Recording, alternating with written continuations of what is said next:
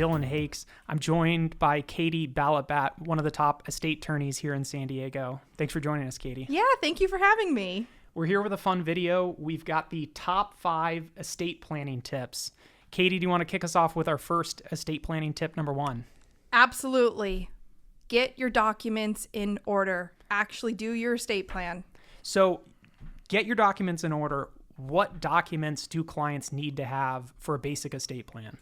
A typical estate plan can have up to 8-10 documents, but the essential ones would be a trust, a will, a power of attorney over assets, and a power of attorney over healthcare. Why do clients need those documents? What is so important about having those in order before, something unfortunate happens? Yeah, you just never know. While I hope everybody has a long and healthy life, life is uncertain. And these documents cover you in a wide variety of situations, whether you're just traveling abroad and need someone to cover your house while you're gone, or you're in a terrible accident or, heaven forbid, death. So talk about probate. Probate's one that comes up with having a trust, avoiding probate. Why is that important? Yes, so probate, if you're unfamiliar, it's a court process that happens when somebody dies. It's long, it's expensive, it's a matter of public record, so everybody will know your assets, your debts, what you have going on. It's also very expensive. The fees for probate are based on the size of the estate. For a $1 million size estate, which is, pretty commonplace in California, the fees are just under $50,000. That can be avoided if you have a trust in place that's properly funded. So a lot of the clients that are watching this probably have a lot of these documents already in place. Some clients may have had these documents drafted up 10, 20, 30 years plus ago. What's your recommendation for somebody who already has an estate plan? How often should these things be reviewed and updated? Yeah, it's a good question, and we see it a lot of times. Oftentimes when it's too late, they come to us after a spouse has died and the trust may be irrevocable or there's not much you can do at that point. If you're out there and you have an older trust, especially if it's what's called an AB trust, tax laws have changed drastically in the last several years. You may be paying way more tax than you need to if you haven't updated that. And then there's the other common, if you have a birth in the family, a death in the family, a change in circumstances, a change in taxes, anything like that is obviously a good reason to come in. Otherwise, we say about every 3 to 5 years is probably a good time to touch base with your estate planning attorney. All right, Katie, estate planning tip number 2. Fund your trust. What is the importance of funding the trust? This is so frequently overlooked. People think once they sign their documents and they leave the attorney's office, they're done. The trust only covers assets that are actually owned and transferred into the trust. It's called funding it. Thus, after you have signed your documents, your estate planning attorney should hopefully give you some instructions to contact your financial advisor, right? Go into your banks. Hopefully they will help you with your real property, and you actually retitle it from your name into your name as trustee of the trust. The trust terms that you just worked so hard to set up only govern assets that are actually owned and titled in the name of the trust. We come across this one as well. We've talked about it. Yeah. This is very common. If your trust names the asset, that doesn't mean much. The asset needs to be titled in the trust. That is step number 1. Absolutely. So commonly overlooked and so easily remedied. All right, Katie, estate planning tip number 3. Choose your successor, trustees, and guardians carefully. All right, tell me about that. Why should clients be careful about who they select as successor trustee? So the role of trustee is a massive responsibility. It's often underappreciated, undervalued, and most people are not aware how much work goes into the role. Depending on the situation of the client, if you have young kids, you have to think about most trusts last until they're 30, 35. If you're picking an older person, do they want to serve in that role for the next 25 years of your kids' lives? The role of trustee involves filing tax returns, managing the assets, investing them wisely, paying for your children's tuition. I mean, there is so much that goes into this role. So you have to think carefully about who do you want in that role and whether you want to have multiple people in that role. I think we've had discussions about this before, about whether it's smart to name co-trustees. And I think between the two of us, I'm sure we have some strong opinions on that topic. Yeah, we did talk about this, and this is something that we do have opinions on. We see it on the ground floor here quite often. Kids or potential siblings that potentially get named as co-trustees, as successor trustees, they may get along well today. It's quite common for that, for conflict to arise and for issues to arise in the future.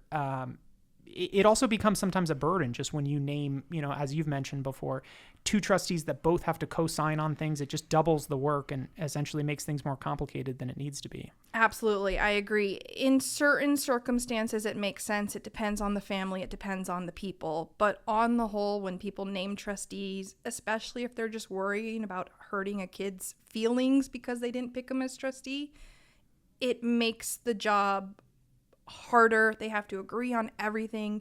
You need two signatures on everything, especially if maybe one of the kids is busier in their lives than the other, and then you're constantly trying to hassle and track them down. The busier child may just simply appreciate that everything is taken care of for them. Absolutely. Now, talk to us about choosing guardians carefully. That was the other tip that you mentioned. Absolutely. So I cannot think of a more important role than you are going to name as someone who's going to raise your children if you are unable to do so. Of course, you need to consider who shares your values and all of those sorts of important things. But when it comes to guardians and trustees, people will often name different people in those roles. My sister's great with kids, my brother's great with money. And I think that's wonderful and fine and a very smart choice. However, you need to think 10 steps ahead. If your sister wants to take the kids on an all expense paid to Walt Disney World and your brother says that's a waste of the money, there's going to be conflict there, and your choice of guardian is not going to be able to raise the children in that light that they best see fit because they're always worried about the money aspect and somebody else handling that for them. All right, estate planning tip number 4. Divide your assets carefully. Tell me about that. What should clients be looking out for when they are figuring out how to divide their assets after they pass away? So many people come to you and they say, I want my kids to get 50% of the estate equally, my 2 kids. All fine and well and great. But if there's a single large asset in the estate and they're going to end up co-owning it, whether it's a family business or rental property, it can lead to troubles down the line for those kids who now have to go through their entire life being financially tethered to their sibling. And it can just create hassles and disagreements and actually strain family relations rather than bringing people together. I've seen this with clients. I've actually seen this in my own family. There is no quicker way for family relationships amongst siblings to deteriorate than them being sort of forced into financial connection that they, didn't plan on. And we see this a lot with clients that they have pieces of real estate, maybe their primary home that they're particularly connected to, and they would like their kids to continue to own that property. And so they give it to them 50-50. It's a very delicate situation for sure. It is. So you can think about things in this situation. Make sure your trust allows for something called non-pro rata distributions, which means they each get 50% value of the estate, but not 50% of every asset, right? One child takes the real property, one takes the brokerage account, an equal dollar value, something along those lines.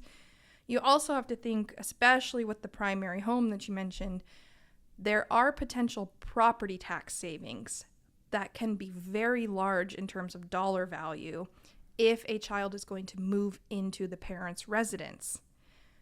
But if often the residence is more than their share of the estate, so the savings can be had if they are carefully planned for and done with an attorney. It may be possible to retain those property tax savings and also not end up with someone co-owning the real estate. That's a great tip. Tip number 5. Consider the tax effects. So tell us about that. We've had some changes to tax laws regarding estate tax exemptions in recent years. What should people be thinking about? Absolutely. When you're dealing with someone's estate plan, you're looking at estate tax, gift tax, income tax, property tax, and these all have different rules and different moving parts. But in particular, the estate tax, which is levied at death, is always a political point that is changing based on who's in the White House, who's in power in Congress, and it's an ever fight among people. But as you mentioned, in recent years, there has been some pretty drastic changes to the estate tax, and we are coming up on a very big cliff in 2026, end of 25, beginning of 26, where there's going to be a massive drop-off of almost a 50% reduction in this exemption that is available to people to cover them from paying estate taxes at death. What are some easy tips that people can be thinking about if they're worried about the estate tax, if they potentially are above either the current limit or the new limit that may or may not end up sunsetting? What can they do? What are simple things they could do to, maximize their exemption? Yeah, so of course, if they are in that ballpark where they already have a taxable estate or will have one once the exemption drops, talk with your tax advisor, talk with your estate planning attorney, of course. But as to easy, low-hanging fruit, the single most easiest thing people can do is make annual exclusion gifts. This is a gift. It's a dollar value that you are granted every year per person per year that has zero tax effects. It's $18,000 in 2024. So you can gift $18,000 per person in your life per year and not even have to report it, and also not reduce this exemption that you have.